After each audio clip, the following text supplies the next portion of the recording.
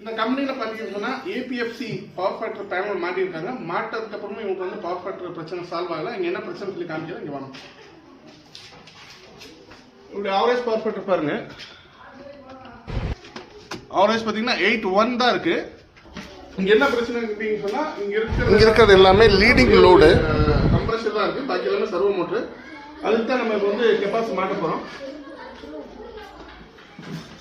Automatic வேலை செய்யாதனால மேனுவலாக நம்ம கெப்பாசிட்டி மாட்டுறோம். ஆனால் கம்ப்ரஷன் தான் போடணும். பாக்கி எல்லாம் ஆஃப் பண்ணினா கம்ப்ரஷன் தான் போடுங்க. லைட் பிரச்சனை இல்லை, கம்ப்ரஷன் தான் போடுங்க. இப்போ நான் கம்ப்ரஷருக்கு வந்து போடுவாங்க. இப்போ கம்ப்ரஷர் ஓடும். கம்ப்ரஷர் ஓடுமா இந்த வேலை செய்யணும் சொல்லி பார்க்கலாம்.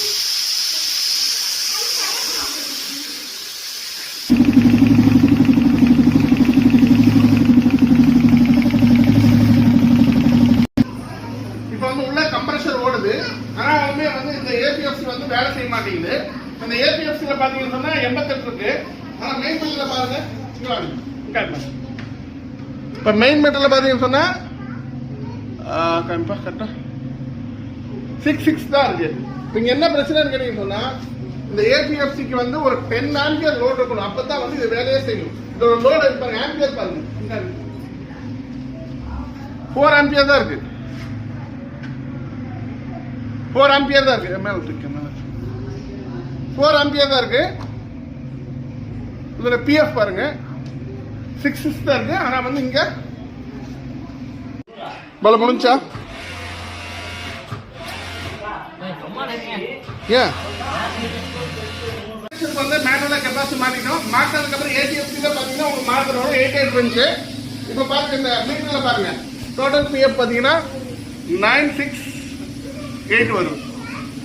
நம்மளுக்கு பவர் ஃபேக்டர் பிரச்சனை இருக்குன்னு சொன்னா அதுமே 10 ஆம்பியர் மேல லோடு இருந்தா தான் ஏடிஎஃப்சி மாட்டும். அதுவும் நேட்டிங் லோடு இருந்தா தான். ஒரு சின்னதா ஒரு 4 ஆம்ப்ஸ் அவருக்கு மோட்டர் இருக்கு. அதுக்காக இவ்வளவு பெரிய ஏபிஎஃப்சி மாட்ட வேண்டிய அவசியம் இல்லை. இப்போ மாட்ட மாதிரி நம்ம மேனுவலா கெப்பாசிட்டி மாட்டாலே அந்த பவர் ஃபேக்டர் பிரச்சனை சால்வ் ஆகுது.